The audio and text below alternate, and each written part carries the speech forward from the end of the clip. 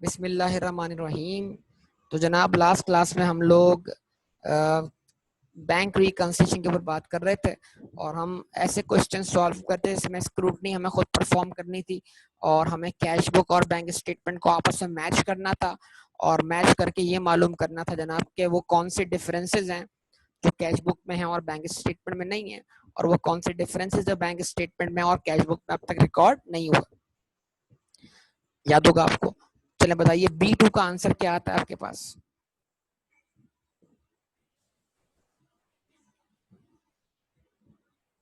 $1681। Yes correct है बेटा, 1681। जहां तक मुझे याद पड़ता है ये आंसर करेक्ट है। इसके अलावा किसी का कोई और आंसर तो नहीं है? सबने अच्छी तरह असेस कर लिया इसको बेटा।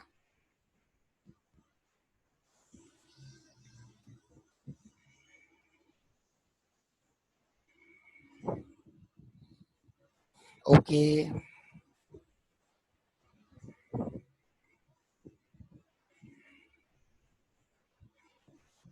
अच्छा जी, उसके बाद B3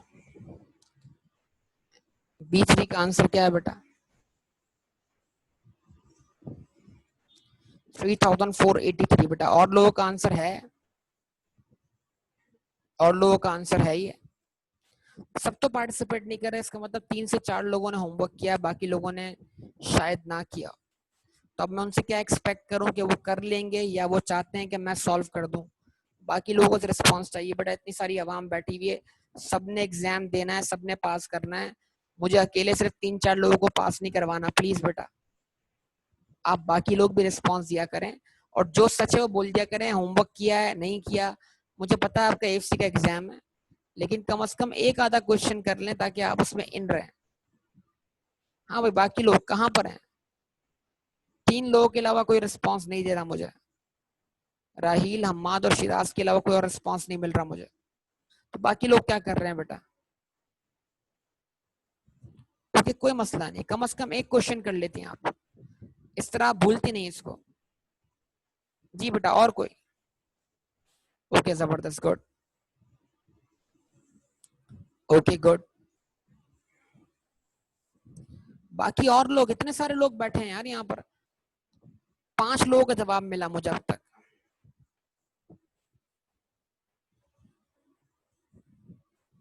बेटा तुम्हें छुट्टी दे दी कल की यार, 2 दिन तुमने बारिश एंजॉय किया। अभी भी अगर तुम एग्जाम के दिनों में ये करोगे तो फिर क्या होगा? आखिर में क्या होगा? तुम कंफ्यूज हो जाते हो बेटा। यार बीमार सारे ही पड़े हैं, बीमार यार। बारिश में ना आया हो बेटा फिर। चलो खैर जाने दो। जी जनाब। तो भाई बात यही है ना कि आप इसको प्रैक्टिस करो तो बात बनेगी। चलो भाई, ये आंसर जो लोग हैं, जिन लोगों ने होमवर्क नहीं किया, ये आंसर जरा बाकी लोग नोट कर लें तो बेहतर है। अच्छा बेटा B4 का आंसर बताओ सब लोग।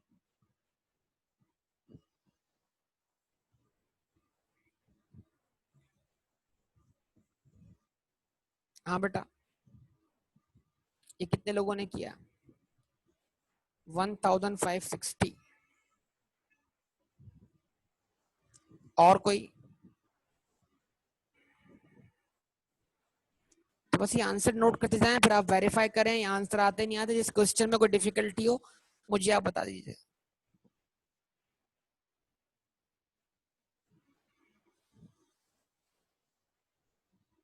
हाँ बेटा राहिल, B5 का आंसर क्या है? ये है ओवरड्राफ्ट वाला क्वेश्चन, ये जबरदस्त क्वेश्चन है। ये कितने लोगों ने किया ओवरड्राफ्ट वाला? चलो मैं एक क्वेश्चन सॉल्व करता हूँ ये वाला, ताकि एक दफा फिर से जो है वो क्या हो जाए, चीजें रिकॉल हो जाए। क्वेश्चन नंबर B5, क्योंकि ओवरड्राफ्ट है, ओवरड्राफ्ट का मतलब क्या है? लाइबिलिटी हमारे लिए लाइबिलिटी और बैंक के लिए एसेट है, लेकिन हमें तो अपने पॉइंट ऑफ व्यू सोचना है। तो ये जो 4200 है ये बैंक का डेबिट बैलेंस है, OD। ठीक है, पढ़ते हैं जरा इस क्वेश्चन को, क्या कहता है जनाब? द बैंक स्टेटमेंट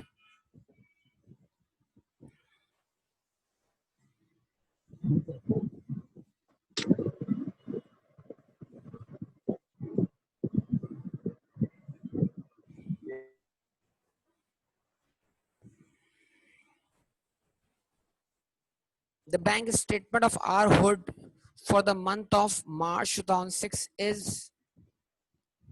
balance कितना है? 4200 ओवरड्राफ्ट। ठीक है जी। उसके बाद मार्च 1 को टी मैकलियर्ड को आपने पेमेंट की है 184 से, इससे आपका ओवरड्राफ्ट और इंक्रीज हो गया। अब जाहिर सी बात है ओवरड्राफ्ट में इजाफा होगा। फिर आपने चेक रिसीव किया है, डिपॉजिट किया है, उससे ओवरड्राफ्ट में क्या आएगी? कमी आएगी। एम क्या कहते हैं? डब्ल्यू माइल पेमेंट हुई है, ओवरड्राफ्ट में इजाफा होगा। चेक रिसीव किया है, ओवरड्राफ्ट में कमी आएगी। क्रेडिट ट्रांसफर हुआ है, और ऑब्वियसली क्रेडिट ट्रांसफर जो है वो आपके बुक्स में यानी कैश बुक में रिकॉर्ड नहीं होगा, इसको मार्क करते हैं अभी आगे चल के। अच्छा, उसके बाद स्टैंडिंग ऑर्डर की पेमेंट है कितनी? 32, और बैंक चार्जेस हैं। तो मेरे हिसाब से तो मुझे कैश बुक के बैंक स्टेटमेंट के अंदर 3 आइटम्स दिखते हैं, 1, 2 और 3, जो ऑब्वियसली कैश बुक में रिकॉर्डेड नहीं होंगे। इनको मैच कर लेते हैं कैश बुक से। आइए कैश बुक को देखते हैं। कैश बुक क्या शो कर रही है? अच्छा, कैश बुक शो कर रही है जी फिलिप्स से आपने कितना पैसा कलेक्ट किया। अच्छा, हमेशा एक काम और कर लें कि ओपनिंग बैलेंस को मैच कर लें, इससे पता लग जाएगा जनाब कि पिछले मंथ की आपकी बैंक रिकंसिलिएशन रिकंसाइल थी कि नहीं थी। मतलब पिछले मंथ में उन ट्रांजैक्शन को रिकॉर्ड करने के बाद जो बैंक ने अपने पास रिकॉर्ड की थी और आपने रिकॉर्ड नहीं की थी, अगर आपका बैलेंस बराबर आ गया था तो इसका मतलब क्या है? बैंक को कोई मतलब बैंक और आपके दरमियान कोई डिफरेंस बाकी नहीं रहा था। ठीक है, तो 4200 ओवरड्राफ्ट है। अच्छा जी, 4200 ही ओवरड्राफ्ट है क्रेडिट साइड पर। इसका मतलब पिछले मंथ का बैलेंस रिकंसाइल था। ठीक है ना? तो जो भी डिफरेंसेस होंगे वो इस मंथ में अराइज होंगे। अच्छा, अब उसके बाद क्या करना है? हमारी कैश बुक की डेबिट साइड हम मैच करते हैं हमेशा किससे? बैंक स्टेटमेंट की क्रेडिट साइड से। जी फिलिप से आपने कलेक्शन की है 292 की, जे फॉकर से आपने कलेक्शन की है 369 की, एस ओ हेयर से आपने कलेक्शन की है 192 की। तो अब देख लें आप, तो आपके पास 292 की कलेक्शन मौजूद है, 369 की कलेक्शन मौजूद है, लेकिन आपके पास जो है वो ये एस ओ हेयर वाली 192 वाली कलेक्शन मौजूद नहीं है। तो ये क्या है? डिपॉजिट इन ट्रांजिट या अनक्लियर चेक्स। यस और नो रिस्पॉन्स दीजिएगा प्लीज मुझे। अब कैश बुक की पेमेंट साइट को आपने मैच कर लेना है।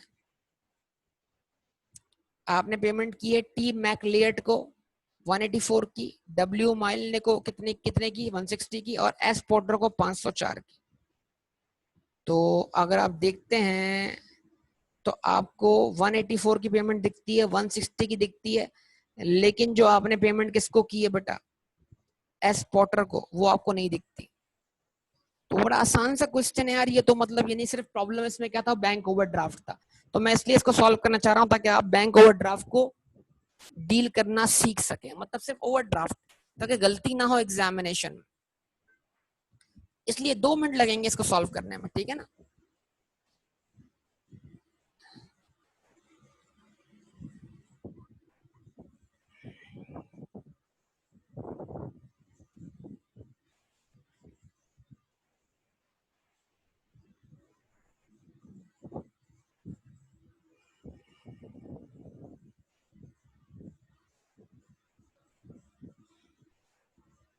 Amended cash book. ठीक है जी, ओवरड्राफ्ट बैलेंस आप कहाँ रीओपन करेंगे? क्रेडिट साइड पर बैलेंस BD ऐसे रिस्पॉन्स करें, और जो आपने क्लोज किया है 4195 पर, इसी को रीओपन कर लेंगे। डेबिट साइड पे क्लोज किया, रीओपन करेंगे क्रेडिट साइड पर, ऐसा ही ना, इतने से 4195। अब वो ट्रांजैक्शंस जो बैंक ने रिकॉर्ड की, आपने रिकॉर्ड नहीं की, उनको अपने पास रिकॉर्ड कर लें।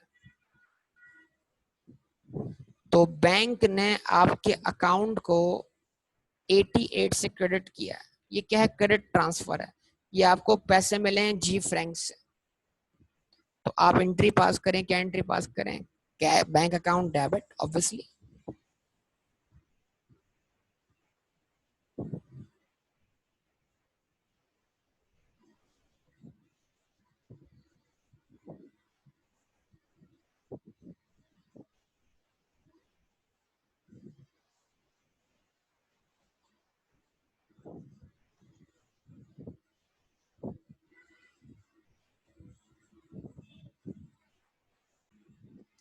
ओके जनाब, तो रिकॉर्डिंग हमने कंटिन्यू की यहाँ से। तो अब हम क्या करते हैं जनाब, एंट्री हमने क्या पास की, एंट्री पास की हमने, बैंक अकाउंट हमारा डेबिट हुआ कितने से, 88 से, और ये पैसे किससे मिले थे, जे फ्रैंक से, थ्रू मिले क्रेडिट ट्रांसफर, बैंक ने रिसीव कर लिया, हमें पता नहीं था। ठीक है जी, ऐसा ही है।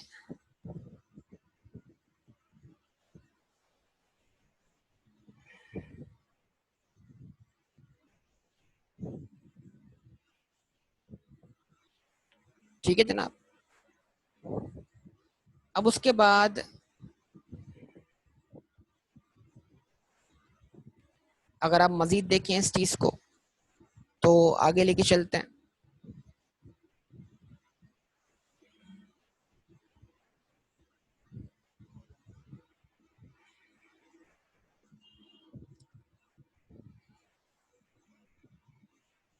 और क्या ट्रांजैक्शन हमारे पास है, अच्छा जी, हमारे पास ट्रांजैक्शंस हैं, अगर आप देखते हैं तो हमारे पास स्टैंडिंग ऑर्डर है 32 का, और बैंक चार्जेस है 19 के। ठीक है जी, तो स्टैंडिंग ऑर्डर किस चीज के लिए था वैसे, बाय द वे, ये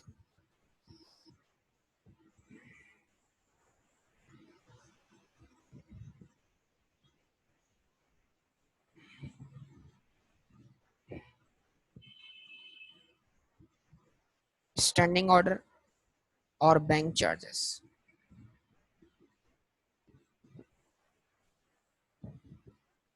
ये रिकॉर्ड किया हमने, जो है जो भी एक्सपेंस है उसको डेबिट किया और बैंक अकाउंट क्रेडिट कर दिया, 32 एंड 19।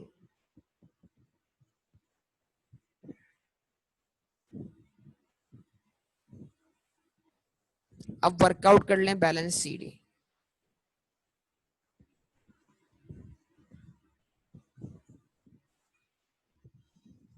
कितना आ रहा है बेटा बैलेंस CD, 4158, ये ओवरड्राफ्ट बैलेंस, ये लायबिलिटी है हमारे लिए। अगर हम बनाएंगे स्टेटमेंट ऑफ फाइनेंशियल पोजीशन, तो इसको हम बतौर लायबिलिटी रिकॉर्ड करेंगे।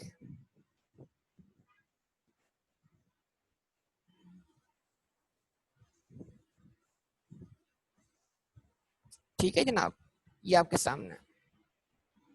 अच्छा जी,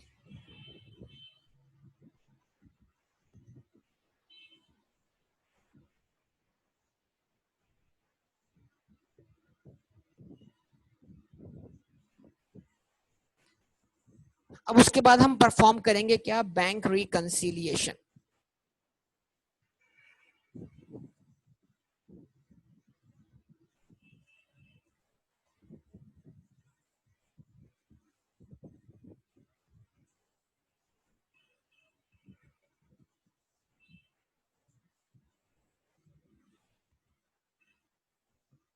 ठीक है जी, बैलेंस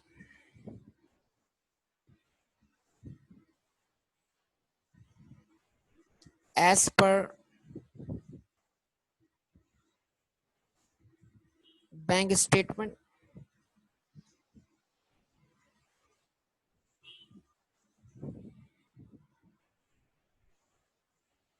बैलेंस देना है अपने एज पर बैंक स्टेटमेंट। तो बैंक स्टेटमेंट के हिसाब से जो आपका बैलेंस है वो कितना है, ये रहा। क्लोजिंग बैलेंस ओवरड्राफ्ट है 3846, इसको आप नेगेटिव लिखें।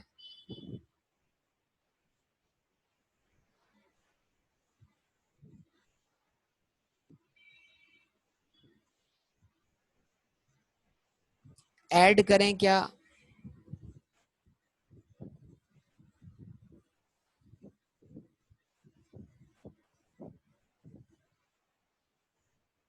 अनक्लियर चेक्स, लेस करें क्या, अनप्रेजेंटेड चेक्स।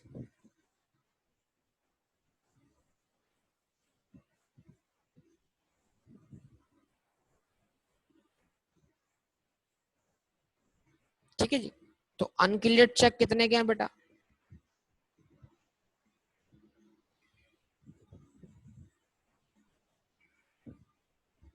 बताइए। 192 और 504।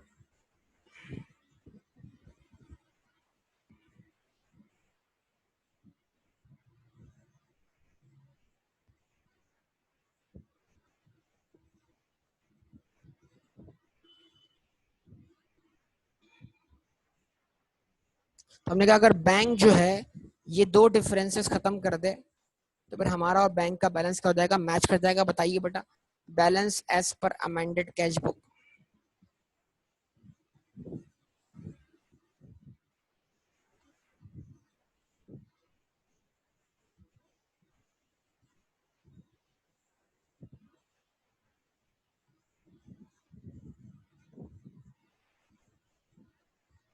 कितना है बेटा, 4158 क्या है, ओवरड्राफ्ट।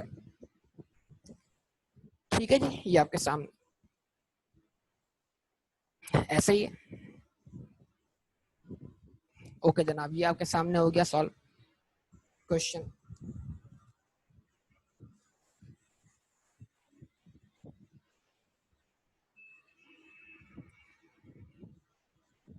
उसके बाद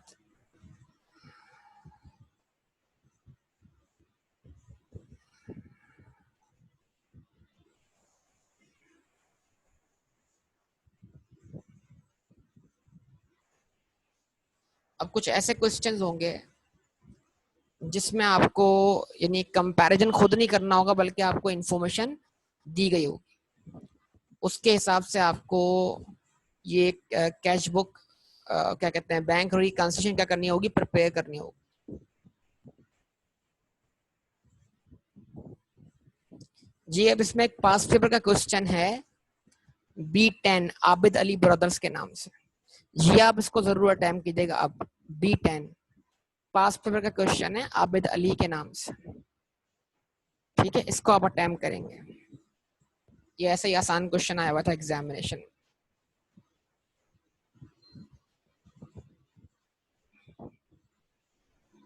चलें अब आपको समझाते हैं कि यार कि क्वेश्चन जो है वो कितनी किस्म के आ रहे होते हैं एग्जामिनेशन। अब देखें, आपको अगर याद हो, ये पहला क्वेश्चन था जो हमने सॉल्व किया था, जिससे हमने अपनी बेसिक अंडरस्टैंडिंग डेवलप की थी बैंक रिकंसिलिएशन स्टेटमेंट की, अगर आपको याद हो। तो इसमें मैंने कैश बुक बनाई थी, बैंक स्टेटमेंट समझाई थी आपको किस तरह दी गई होगी, फिर किस तरह आपने कंपैरिजन परफॉर्म करने होंगे। अच्छा, उसके बाद मैंने इसी क्वेश्चन को एक और शक्ल में लिख दिया था,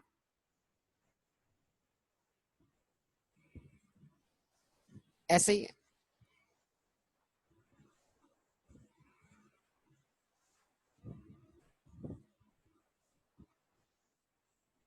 क्या कहते हैं। और फिर जाहिर सी बात, अगर ऐसा इस तरह बता दिया जाए तब भी ये क्वेश्चन सॉल्व आपसे हो जाना चाहिए ना, जब ये क्वेश्चन स्टेटमेंट फॉर्म में हो। ये बात सबको याद है या भूल चुके हैं सब लोग, बताइए मुझे आप सब लोग,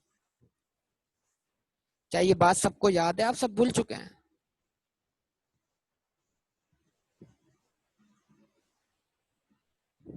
याद है ना सब लोगों को? अच्छा, अब इसमें क्वेश्चन की वैरायटी कितने किस्म की आती है जरा समझ लें प्लीज इस बात को अच्छी तरीके से, ये मैं आपको समझा देता हूँ। ठीक है,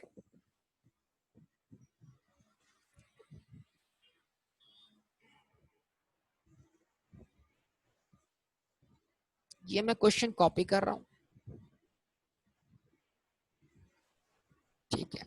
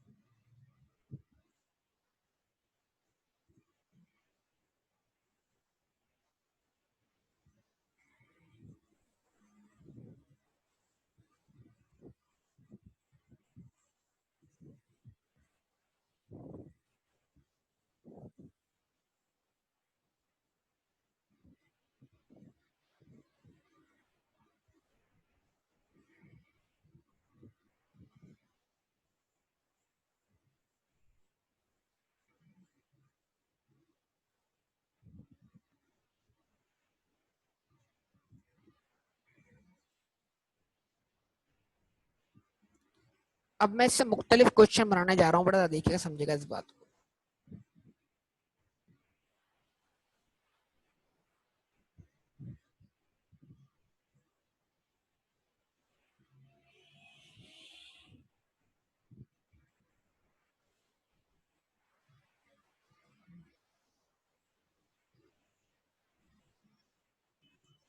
समझ पा रहे हैं इस बात को?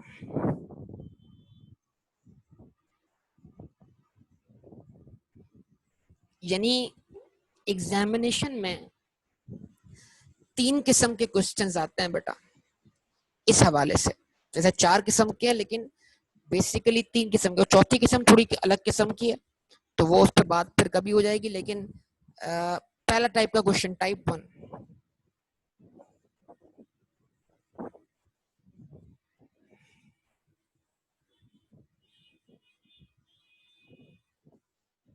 क्या है बेटा? Questions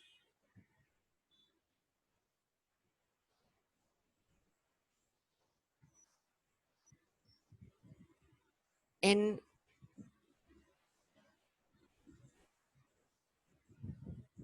examination.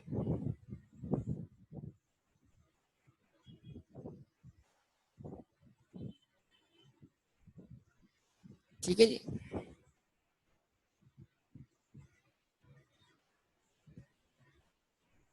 Type 1,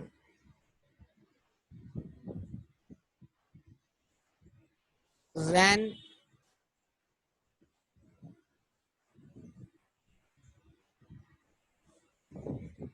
balance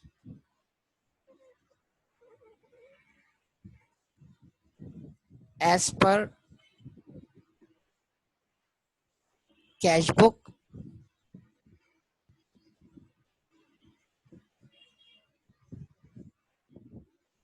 and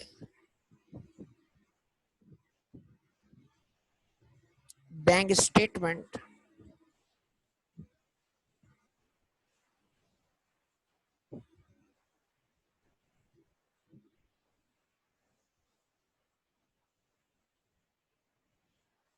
both are given. ठीक है जी। जब balance as per cash book, ये कैश बुक का बैलेंस दिया हुआ है, and balance as per bank statement का डिफरेंस दिया, मतलब बैलेंस दिया हुआ है। तो इट मींस दैट आपको कैश बुक कितना बैलेंस शो कर रही है, बैंक स्टेटमेंट कितना बैलेंस शो कर रही है, और स्क्रूटनी परफॉर्म की हुई है, बताइए। तो सिंपल, तो क्या करना है आपने, इसको ओपन करना है मैनेज्ड कैश बुक में, उन ट्रांजेक्शन को रिकॉर्ड करना है जो बैंक ने रिकॉर्ड कर ली थी, आपने रिकॉर्ड नहीं की थी। और उसके बाद ये जो बैंक स्टेटमेंट का बैलेंस है, उस पर इफेक्ट लेना है किसका? अनक्लियर्ड और अनप्रेजेंटेड चेक्स का। तो आपका बैलेंस क्या हो जाएगा? रिकंसाइल हो जाएगा। ये तो नॉर्मल क्वेश्चन हुआ ना, जो हम अब तक करते हुए आ रहे हैं। यस और नो बोलिए आप सब लोग,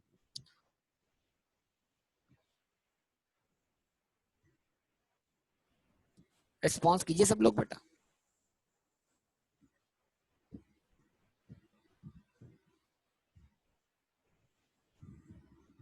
और इसका सॉल्यूशन तो आपके पास जो है मौजूद है यहाँ पर पहले से ही,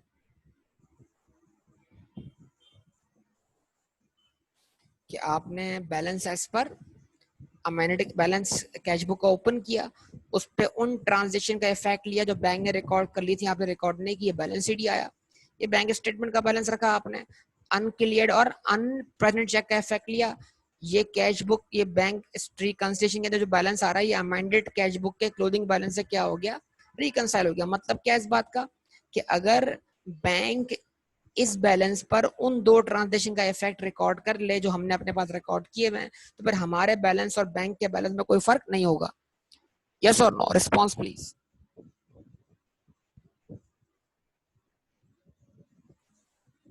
ऐसे ही है। लेकिन बाज़ दफा क्या होता है, बाज़ दफा एग्जामिनर आपको ट्विस्ट करता है, तंग करता है।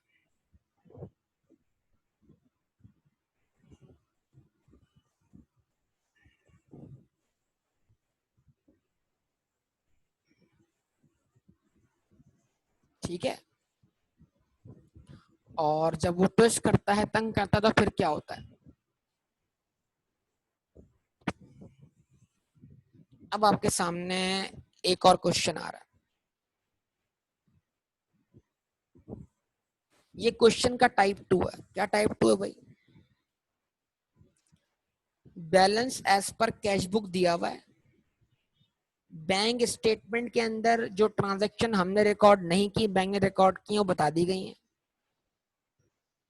जो हमने रिकॉर्ड किए बैंक ने रिकॉर्ड नहीं की वो भी बता दी गई है, लेकिन बैंक स्टेटमेंट का बैलेंस कितना ये नहीं बताया गया।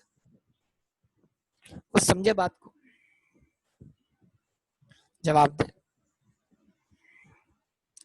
तो इस क्वेश्चन का मकसद क्या है, इस क्वेश्चन का मतलब ये है कि आप बैंक स्टेटमेंट का बैलेंस फाइंड कर लें। तो अब यहाँ पर आके बंदा थोड़ा परेशान हो जाता है, तो कोई मसला नहीं, सबसे पहला काम एक काम ये करें कि भाई जो इस क्वेश्चन को रीड करके आपसे हो सकता है वो तो आप परफॉर्म करें। क्या परफॉर्म करें भाई, देखिए सब लोग, आपने अकाउंट ओपन किया,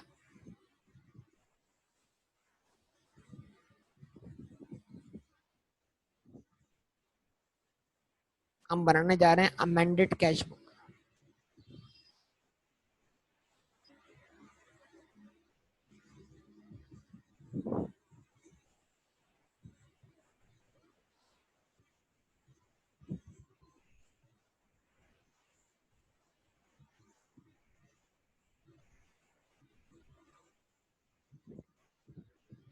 ठीक है जी, तो हमें क्या, हमें balance as per cash book given दिया हुआ है, यस गिवन दिया हुआ है, यस और नो।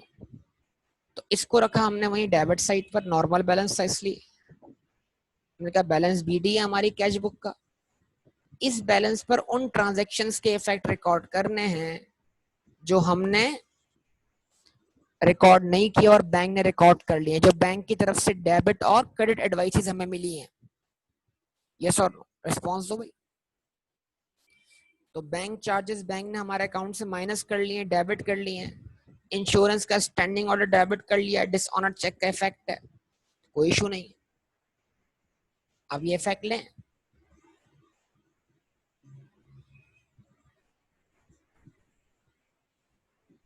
Bank charges 5,000। मैं दोबारा क्वेश्चन सॉल्व इसलिए कर रहा हूँ ताकि आप इस सेंस को समझ सकें, इस क्वेश्चन का थीम क्या है, कि क्वेश्चन आपको किस थीम पे चलाना चाह रहा है तो सब कुछ वही, लेकिन अब की बार पैरेलल नहीं चल रहा क्वेश्चन, मतलब दो बैलेंसेस को रिकंसाइल नहीं कर पाएंगे।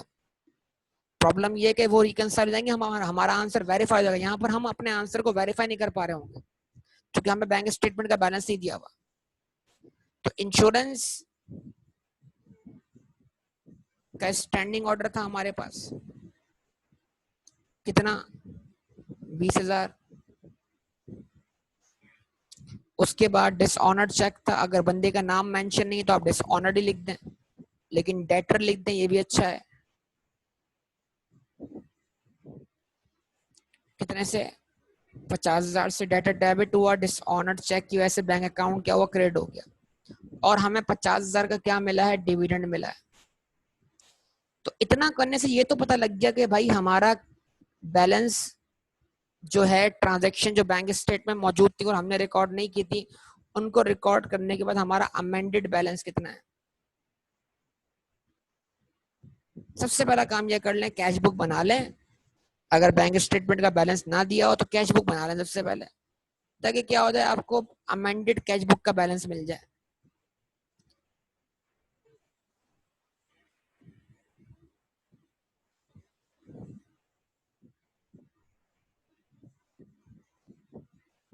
ठीक है जी। अब बताइए वो बैलेंस शीट क्या आता है। 435,000। अब जिस तरह हम नॉर्मल सोचते हैं वैसे नॉर्मल सोचिए। BRS मतलब बैंक रिकंसिलिएशन स्टेटमेंट। ठीक है। अब अगर इसको मैं नॉर्मल सॉल्व सोचता हूं तो क्या होगा, बैलेंस एज पर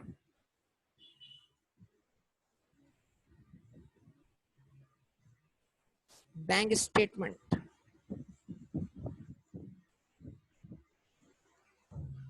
जो कि मुझे मालूम ही नहीं। अगर मालूम होता तो क्या करता, मैं इसमें ऐड करता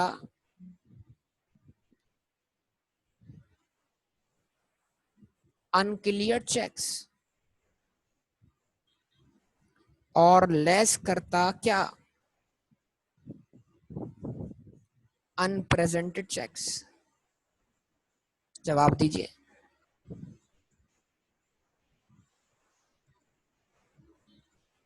ऐसा ही ना। और अगर सब कुछ ठीक था तो उसूली तौर पर अनप्रेजेंटेड चेक्स और अनक्लियर चेक कितने थे, ₹1,00,000 के अनक्लियर चेक्स थे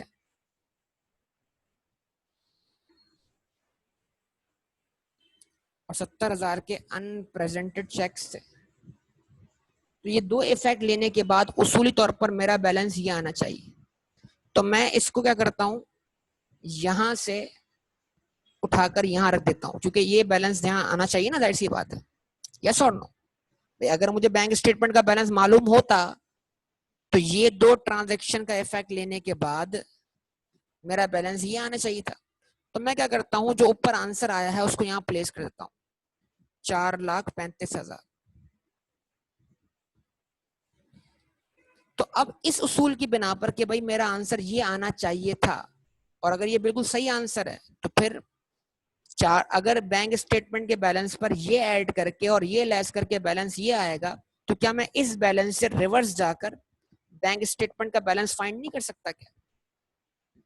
तो अगर मैं ऊपर से नीचे आते हुए इसको ऐड कर रहा हूं और इसको लेस कर रहा हूं, तो मैं नीचे से ऊपर जाते हुए इसको जो लेस हो रहा है उसको ऐड कर दूंगा और जो ऐड हो रहा है उसको लेस कर दूंगा। जरा बताइए आप सब लोग, भाई बताइए सब लोग जरा यार। मैं क्या कह रहा था आप लोगों को यार, मैं कह रहा हूँ, क्या कह रहा हूँ कि अगर ये बैलेंस मुझे मालूम होता तो इसमें ₹1,00,000 ऐड करने से, 70,000 लेस करने से 435 बनता है बैलेंस। तो 435 से अगर मुझे रिवर्स जाके निकालना है बैंक स्टेटमेंट का बैलेंस तो क्या होगा, 70 क्या कर दूं, ऐड कर दूं, लाख क्या कर दूं, लेस कर दूं, तो बताओ क्या आंसर आता है, चेक करो। मिसिंग वैल्यू क्या आती है, 4,05,000। तो इस तरह क्या हो गया, आपको balance as per bank statement मिल गया।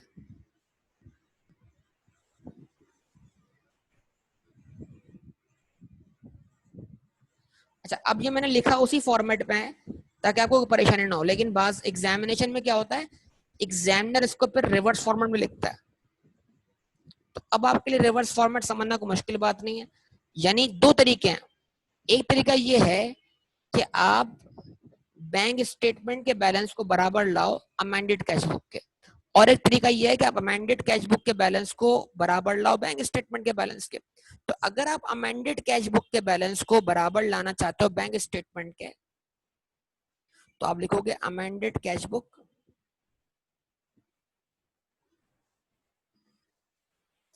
4,35,000। तो आपने कहा अगर मैं कैश बुक के अमेंडेड बैलेंस को बराबर लाना चाहता हूं बैंक स्टेटमेंट के, तो फिर मुझे कैश बुक से वो ट्रांजैक्शन रिवर्स करनी होंगी जो मैंने रिकॉर्ड की और बैंक ने रिकॉर्ड नहीं की। मतलब मैंने क्या रिकॉर्ड किया, मैंने अनक्लियर चेक रिकॉर्ड किया हुआ है, लेकिन बैंक ने रिकॉर्ड नहीं किया हुआ, मैं उसको लेस कर देता हूँ, लेस अनक्लियर चेक। कितने से? 1 लाख से। और बैंक ने अब तक मेरा अकाउंट 70,000 से कम नहीं किया, लेकिन मैंने अपने पास चेक इशू करने की बिना पर अपना अकाउंट 70,000 से कम किया हुआ है। तो अगर मुझे अपना बैलेंस बैंक स्टेटमेंट के बराबर लाना है तो मुझे अपने पास अनप्रेजेंट चेक रिवर्स करना होगा। मतलब जितने अमाउंट से मैंने अपने अकाउंट को कम किया उतने अमाउंट से मैं अपने अकाउंट को बढ़ा लूंगा। मैं बोलूंगा add what, unrepresented checks.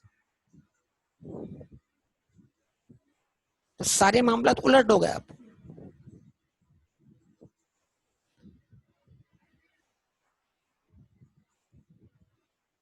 Response करो भैया, रिस्पॉन्स करो बराए मेहरबानी, कि जो बोल रहा हूँ समझ में आ रहा है कि नहीं आ रहा।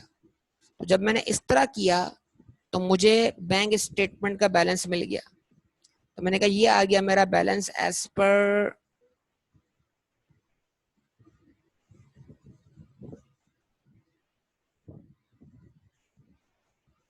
Bank statement.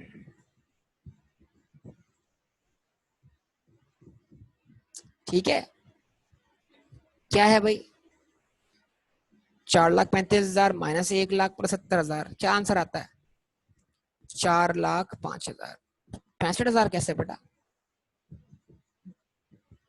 65,000 कैसे?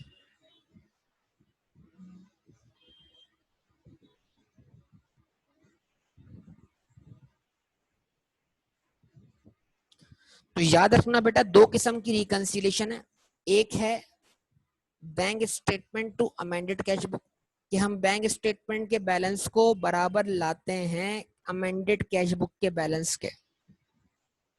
और एक रिकंसिलिएशन इस तरह परफॉर्म की जाती है कि अमेंडेड कैश बुक के बैलेंस को बराबर लाया जाता है बैंक स्टेटमेंट के बैलेंस के। तो bank statement to amended cash book reconciliation,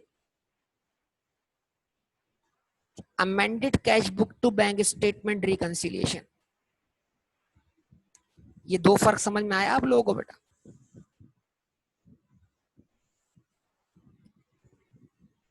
बताइए बेटा सब। तो अगर बेहतर है इस केस में आप सॉल्यूशन ऐसे कर पाए, लेकिन कभी भी आप किसी ऐसी सिचुएशन में फर्क मतलब पता होता क्या है, जब एग्जामिनर इस तरह की हमसे रिवर्स कैलकुलेशन परफॉर्म करवाता ना, तो ये थोड़ी अजीब फीलिंग होती है इंसान की। इस तरह की फीलिंग इंसान को कब आती है? कभी आप किसी गाड़ी पर उलट बैठ जाए, मतलब अगर आप बाइक पर कभी घूम के बैठ जाए, कभी बैठना हुआ आपको, तो आपको बिल्कुल एक अजीब सी फीलिंग होगी, हर चीज आपसे दूर जाती हुई दिखाई दे रही होगी ना। कभी आप बाइक पे घूम के बैठे, जिस तरह आप बैठते हैं उस तरफ रिवर्स होके बैठ जाए, समझे बात को? अगर आप बाइक चलाते वक्त क्या कहते हैं,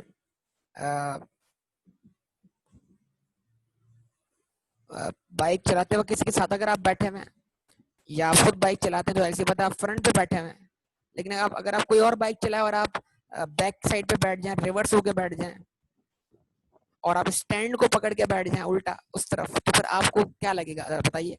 कभी कभी इत्तेफाक होता है, इंसान कोई सामान वगैरह लेकर आता है, तो ऐसा इत्तेफाक शायद आपके साथ हुआ हो कि आप रिवर्स होके बैठे हो, कोई चीज स्टैंड पे ऐसी रखी हो जो आपको रिवर्स होकर पकड़कर बैठना पड़ गई हो, तो फिर वो जो बाइक की फीलिंग होती है वो कैसी होती है? तो आई कैप भी आपको एग्जामिनेशन में थोड़ी सी क्या कहता है, एंजॉयमेंट करवाता है। वो बहुत सारी जगहों पर रिवर्स कैलकुलेशन परफॉर्म करता है, लेकिन मैं ये बोलता हूँ कि एक बंदा जिसको एक काम सीधे तरीके से करना आता है, तो वो काम उसको सीधे तरीके से परफॉर्म करे। मतलब ये वाला बैलेंस नहीं था ना, तो जो बैलेंस जहां आना चाहिए उसको वहां रख दो। अब उसमें ये ऐड हो रहा है, ये लेस हो रहा है, ये बैलेंस दिया हुआ है, अब इस बैलेंस से इस बैलेंस तक पहुंचना है, तब रिवर्स आ जाओ। और अगर सोच सकते हो, समझ सकते हो, फिर इस तरह परफॉर्म कर लो कि ये बैलेंस एज पर अमाइंडेड कैश बुक है, इसको बराबर लाना है मैंने किसके, बैंक स्टेटमेंट के। तो इस ट्रांजैक्शन में कुछ ऐसी इस बैलेंस में कुछ ऐसी ट्रांजैक्शन रिकॉर्डेड है जो बैंक में रिकॉर्ड नहीं है। अगर मैं उसको रिवर्स कर दूं तो मेरा बैलेंस बैंक स्टेटमेंट के बराबर आ जाएगा। ये रिवर्सल जस्ट फॉर रिकंसिलिएशन, इसकी कोई एंट्री पास नहीं होगी प्लीज। ये जो, क्योंकि ये तो हमने अपने पास ऑलरेडी रिकॉर्ड किए होते हैं ना, तो ये सिर्फ और सिर्फ तसल्ली के लिए कर रहे होते हैं कि भाई हमारा बैलेंस बैंक स्टेटमेंट के बराबर क्यों नहीं आ रहा, या बैंक स्टेटमेंट का बैलेंस हमारी कैश बुक के बराबर क्यों नहीं आ रहा। बात एक ही है, ठीक है ना। तो दो तरीके से बात है, मतलब सोचने के दो अंदाज हैं। अगर इस बैंक स्टेटमेंट के बैलेंस में बैंक ये दो ट्रांजैक्शन रिकॉर्ड कर ले, तो बैंक स्टेटमेंट का बैलेंस हमारी अमेंडेड कैश बुक के बराबर आ जाएगा। सोचने के एक अंदाज। एक अंदाज ये है कि अगर हम अपनी कैश बुक में से ये दो ट्रांजैक्शन रिवर्स करते हैं जो हमने रिकॉर्ड की हुई और बैंक ने रिकॉर्ड नहीं की हुई, तो हमारा बैलेंस बैंक स्टेटमेंट के बराबर आ जाएगा। तो दो अंदाज हैं सोचने के। क्या आपको दोनों बातें समझ में आ रही हैं बेटा?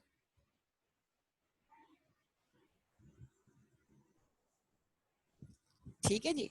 तो इस तरह के क्वेश्चन भी आते हैं बेटा एग्जामिनेशन में, और काफी अटेम्प्ट हो गए मेरे ख्याल से, बैंक रिकंसिलिएशन एग्जामिनर ने कवर नहीं किया अभी, तो इस बार बड़ा स्ट्रॉन्ग क्वेश्चन आता हुआ दिखाई दे रहा है बैंक रिकंसिलिएशन का बेटा।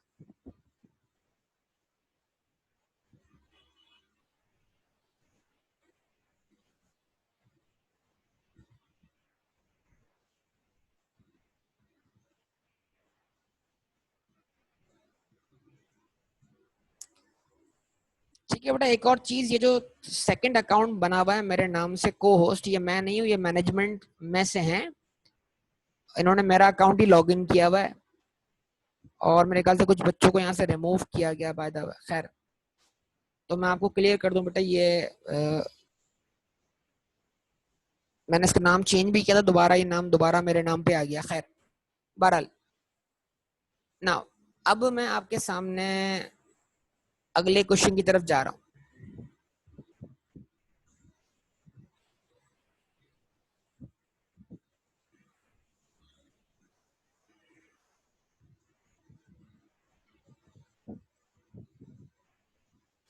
अब ये क्वेश्चन की तीसरी टाइप है, थर्ड टाइप। टाइप वन हो गई। टाइप वन क्या थी? जहां पर balance as per cash book भी दिया हुआ था और balance as per bank statement भी दिया हुआ था। टाइप टू क्या थी क्वेश्चन की? जहां पर balance as per cash book दिया हुआ था लेकिन balance as per bank statement नहीं दिया हुआ था। और टाइप थ्री क्वेश्चन क्या है? टाइप थ्री क्वेश्चन ये है जहां पर balance as per bank statement दिया हुआ है लेकिन balance as per cash book नहीं दिया हुआ। रिस्पॉन्स करें।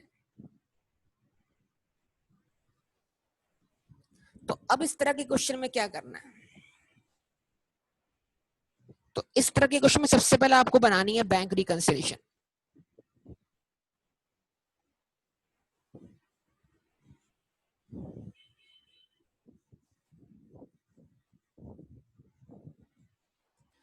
ठीक है जी, BRS, balance bank reconciliation statement, और balance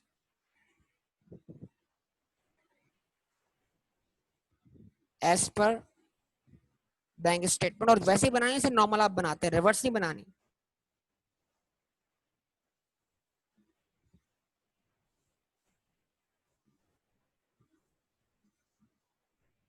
balance as per bank statement. तो balance as per bank statement कितना है बेटा? 4,05,000।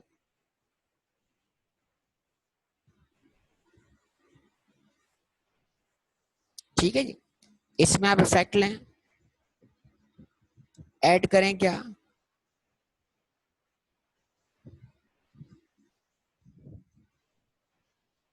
अनक्लियर चेक्स, लेस करें क्या? Unrepresented checks.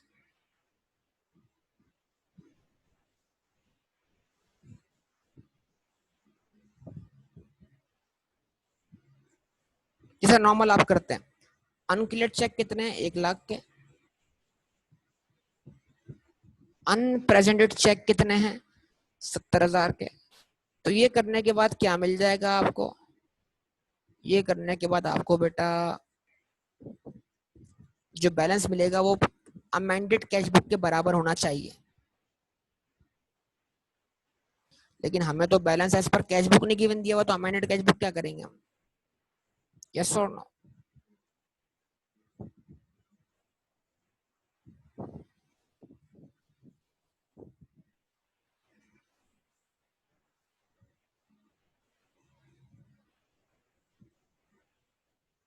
अच्छा, बाद स्टूडेंट क्या करते हैं, ऐसे क्वेश्चन को फिर यहीं पे खत्म कर देते हैं और वो अपने अच्छे खासे मार्क्स लूज कर जाते हैं।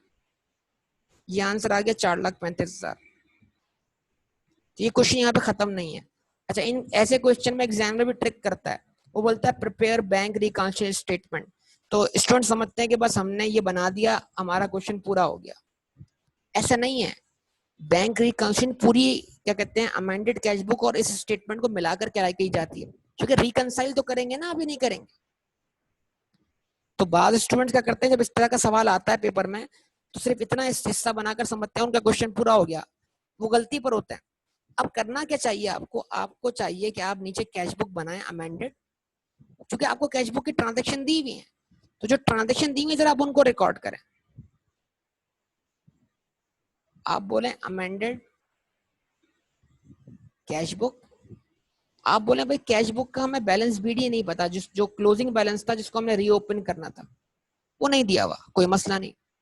लेकिन जो ट्रांजैक्शन बताई गई है वो तो हम रिकॉर्ड कर सकते हैं ना।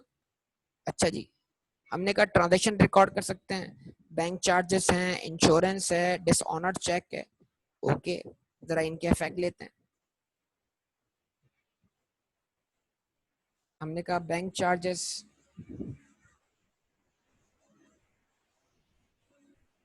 उसके बाद इंश्योरेंस,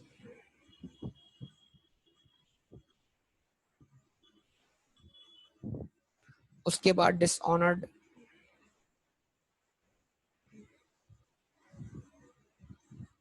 जब डबल एंट्री बनेगी तो यहाँ रेफरेंस डेटर का आएगा। अच्छा, 5,000, 20,000 और 50,000। और डिविडेंड मिला हमें कितना, 10,000।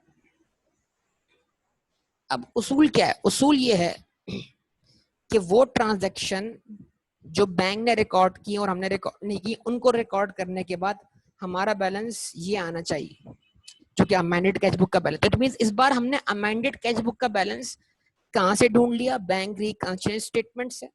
कि अगर ये बैंक स्टेटमेंट का बैलेंस था और उस पर हम ये दो इफेक्ट रिकॉर्ड कर लें, तो ये दो इफेक्ट रिकॉर्ड करने के बाद जो आंसर आता है वो आंसर कैश बुक के उस बैलेंस के बराबर होगा जो बैंक की वो ट्रांजैक्शन जो हमने रिकॉर्ड नहीं की थी उनको रिकॉर्ड करने के बाद आता है। तो हम क्या करते हैं, हम इसको पुट कर देते हैं यहाँ पर बतौर बैलेंस सीडी, 4,35,000 कि ये बैलेंस हमारा, यानी जो बैंक रिकंसिलिएशन स्टेटमेंट का जो बैलेंस आया हमारे पास रिकंसाइल, वो ऑब्वियसली रिकंसाइल किससे हो रहा है, अमेंडेड कैश बुक के क्लोजिंग बैलेंस से। तो हमने इसको रख दिया क्लोजिंग बैलेंस के बराबर और इसके जरिए मालूम कर लिया कैश बुक का बैलेंस जो कि अमेंडमेंट से पहले था। तो आप अगर ये सारे बैलेंस सम करें और ये माइनस करें तो आंसर क्या मिलता है आपको यहाँ पर, बताइए सब लोग, 5,00,000 रुपए। तो इस तरह आपने वो मिसिंग वैल्यू फाइंड कर ली जो आपको क्वेश्चन में नहीं दी गई थी। तो एक क्वेश्चन आपने देखा उसमें 5,00,000 भी दिया हुआ था और 4,05,000 भी दिया हुआ था। एक क्वेश्चन आपने देखा इसमें 5,00,000 दिया हुआ था, 4,05,000 नहीं दिया हुआ था। और एक क्वेश्चन अभी आपने देखा जिसमें 4,05,000 बैंक स्टेटमेंट का बैलेंस दिया हुआ है लेकिन balance as per cash book आपको नहीं दिया हुआ। तो ये 3 तरह के क्वेश्चन आपके सामने हैं जो एग्जामिनर आपसे पूछ सकता है। क्या ख्याल है, बोलिए, जवाब दीजिए, क्या कहेंगे इस बारे में।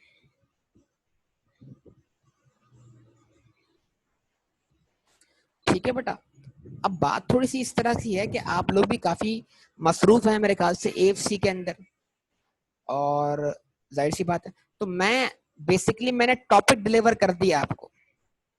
और टॉपिक में अब सारी की चीजें क्या है, टॉपिक में कुछ टेक्निकलिटीज है, मतलब कुछ एरर्स भी आ सकते हैं, उसके लिए एरर का टॉपिक भी हमें पढ़ना पड़ेगा। ठीक है, कुछ डिफिकल्ट लेवल के क्वेश्चन है, जाहिर सी बात है उसमें लैंग्वेज वाला बैरियर भी होगा। तो वो टैकल करने के लिए हमें प्रैक्टिस करनी है और अभी प्रैक्टिस करने के लिए थोड़ा सा हम क्या करते हैं, टाइम लेते हैं, मतलब यानी कि इनके क्वेश्चन की डिटेल प्रैक्टिस है पास्ट पेपर वगैरह की, वो हम अपने रिवीजन सेशन में रख लेते हैं। मतलब यानी कि जब हम इसका एएफसी के एग्जाम फारिग होने के बाद इन टॉपिक्स का हम रिवीजन स्टार्ट करेंगे, उसमें हम इसको इन डिटेल पास्ट पेपर के साथ क्या कर लेंगे, सॉल्व कर लेंगे। ठीक है ना? तो इसका मतलब क्या है, बेसिक आपको डिलीवर कर दी गई इंशाल्लाह, ऐसा ही है। तो ये इस बुनियाद सारी की सारी यही है आपके सामने। अब आप चाहें तो क्वेश्चन प्रैक्टिस कर सकते हैं। मेरी कोशिश क्या होगी, मैं चाहता हूं कि मैं आपको टॉपिक्स कवर करवा के जल्द से जल्द ये कोर्स क्या कर दूं, कंप्लीट कर दूं।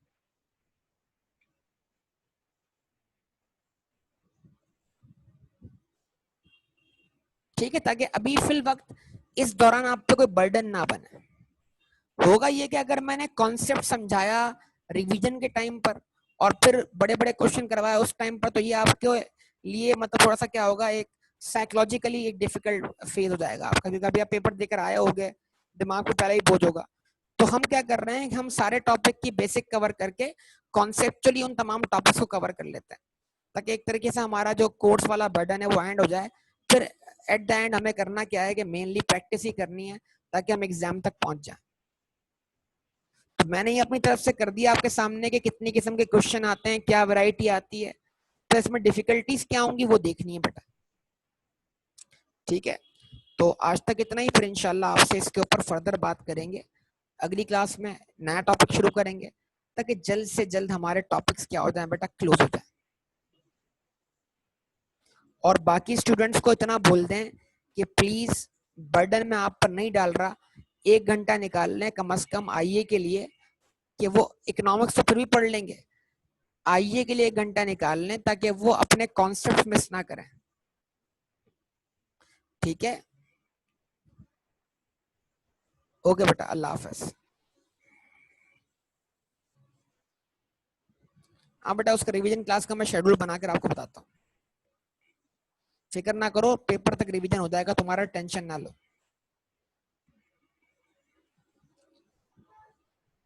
ओके बेटा, अल्लाह हाफिज।